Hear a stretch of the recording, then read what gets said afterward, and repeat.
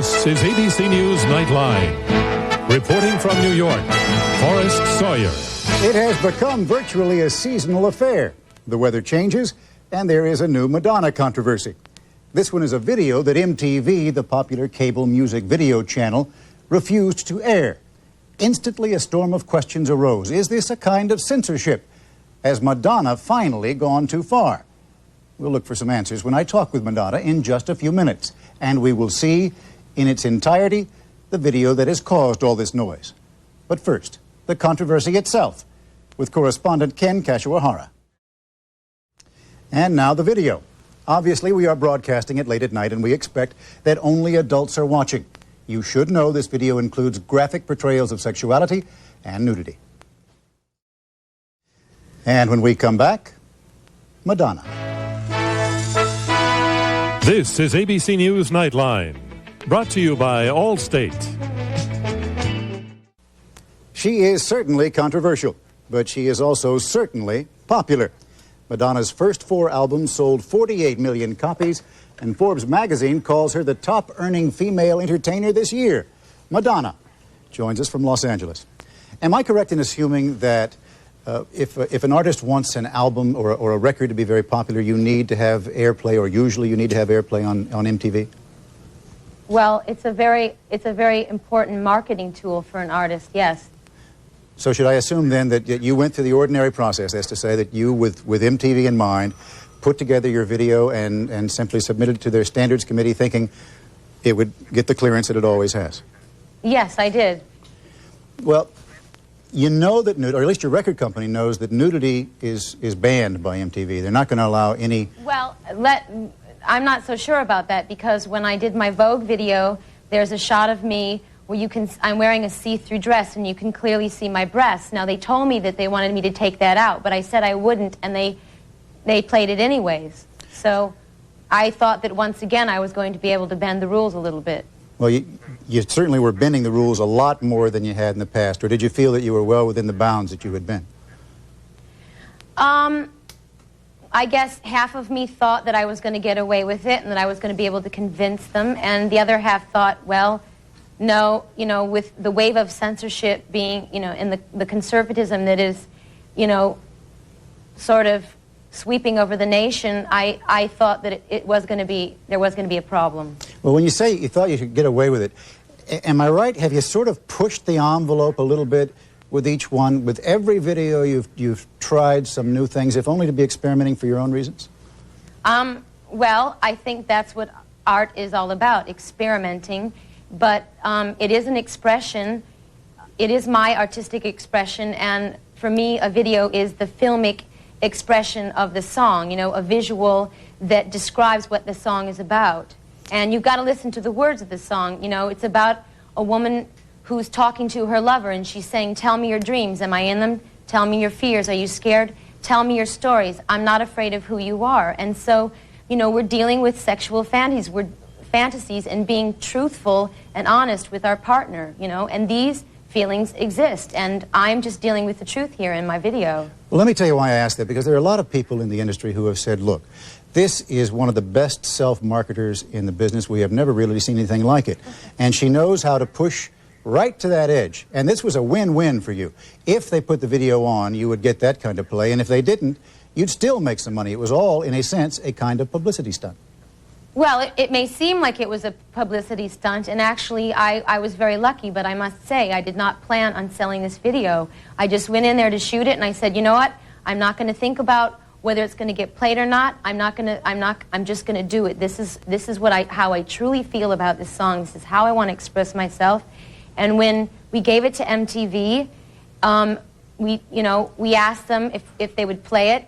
They came back a while later and they said no. I said, is there one scene or another that you specifically object to? And they said no, it's the whole tone. So we didn't really even have a chance to try to make it viewable. They rejected it completely. And so then I had to think, with my manager, what next? What should we do? And we decided, hell, let's sell it. Let's sell it like a video single. It's never been done before. And, the controversy just happened. It wasn't planned, but, But in the end, you're going to wind up making even more money than you would have.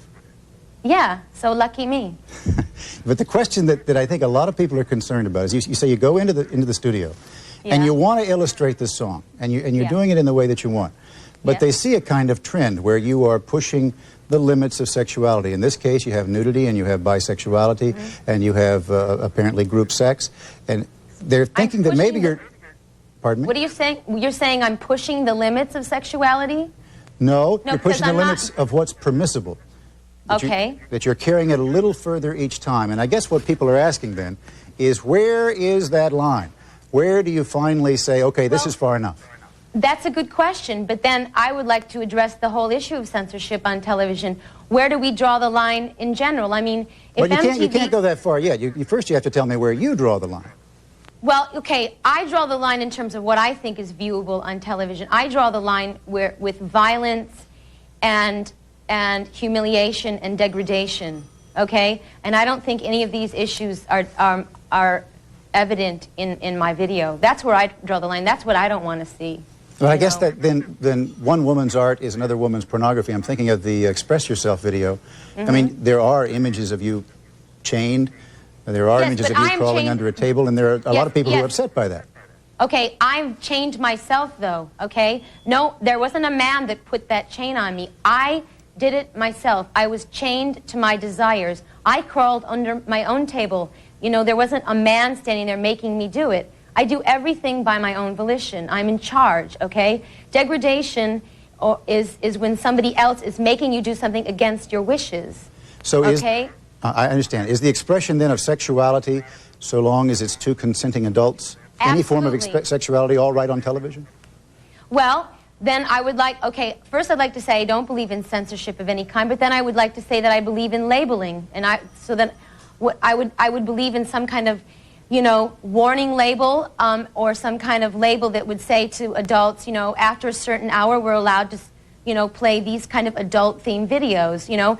But then, okay, so I've dealt with sexuality, but I also think that we should also have categories for other issues that I think are not necessarily good for 10-year-olds to watch, okay? I mean, I think MTV should have their, you know, their violence hour, and I think they should have their degradation to women hour, and then we could have an hour where we deal with adult sexual themes. But, you know, if we're going to have censorship, let's not be hypocrites about this. Let's not have double standards, you know? I mean, why is it okay for 10-year-olds to see, you know, someone's body being ripped to shreds, or Sam Kinison spitting on Jessica Hahn? Why are we going to deal with these issues? Why is that okay? Why do parents not have a problem with that? But why do they have a problem with two adults, you know, two consenting adults displaying affection for each other, regardless of their sex? Madonna, you've raised about 30 important questions, and I think we ought to get at those when we come back. Well, I only have a few minutes. So. We're going to come right back after we pay some bills here, and we'll explore those questions in just a moment. Madonna, I wonder if you were being facetious a moment ago. You said, despite your concerns about violence and degradation to women, maybe MTV should consider having an hour for violence and an hour that displays degradation to women, despite the fact that it's broadcast right into people's homes where their children could see it. Well, I'm saying we already have these videos that display degradation to women and violence that are played 24 hours a day. But yet they don't want to have a video playing that deals with sex between two consenting adults. So I'm saying, you know, where do we draw the line? Why is this good for a 10-year-old to watch, and why is it? And I guess I was being sarcastic, you know, to say, look, give me a chance, you know, let me have my slot, give me a warning label, warn parents so it doesn't take them by surprise, so that they have a chance to take their child away from television, but also warn them about violence and warn them about, you know, scenes and videos that depict degradation to women. But you know how very hard it is for a parent to control the child having access to TV, and they sit there and they watch MTV all day long. Now, would you, if you were in that parent's position, and it was your 10-year-old, your 11-year-old, would you not be worried about their seeing this kind of stuff? Well, personally, I wouldn't be worried about it, and this is why. Because I think that sexuality is something that Americans would really rather just sweep up under the rug. And I think that if my video provokes an open discussion, you know, maybe the kids will go and ask their parents these questions, you know. If it provokes an open discussion about sex with their parents, I think this is a really good thing. Okay, but Madonna, you have to help me here. When a 10-year-old sees you chained to the bed or sees your boyfriend bound up and another woman comes by while you're there, maybe you know that that's a fantasy, and you know that other people are able to deal with all kinds of sexuality, but a 10-year-old is going to get awfully confused here. Good, then let them get confused and let them go ask their parents about it and let their parents, you know, explain to them that it is a sexual fantasy and that these things exist in life, like they see violence, okay? It exists in life. It's not a pretty picture necessarily. You know, it's a frightening thing, but it's a reality. Why are we willing to deal with the realities of violence and sexism, and why aren't we willing to deal with sexuality? Why? I mean, the networks won't even play ads on TV that are about condoms, about birth control, about practicing safe sex. We're pretending like we don't have a lot of teenagers that are having sex in the world right now. Why are we, you know, why are we subjecting ourselves to this kind of ignorance? Look, I'll tell you what their answer is going to be to you. They're going to say, you know what, we really are concerned about these issues, and we really are concerned that our children understand them, but quite frankly, it is our job to instruct our children, and we don't want you on television in the kinds of ways that you're on television giving those images to our children. Thanks anyway. Well, guess what? They're not doing their job because the teenage pregnancies in this country have reached, you know, a highest high. I mean, we have sophomores in high school who are having their second babies already, okay? And the rate of AIDS is raising in the heterosexual community at a really frightening rate, okay? So why is that? These parents are not doing their jobs, you know? There is the question, and I guess this is what you're trying to tell me about, that you're balancing between an artist's need for self-expression, an artist's need to explore any kind of issue, and that certainly includes sexuality, and the responsibility that comes along with the kind of prominence that you have, and the fact that you're a role model for people. And I guess you have to wrestle with that, don't you? The fact that I'm a role model?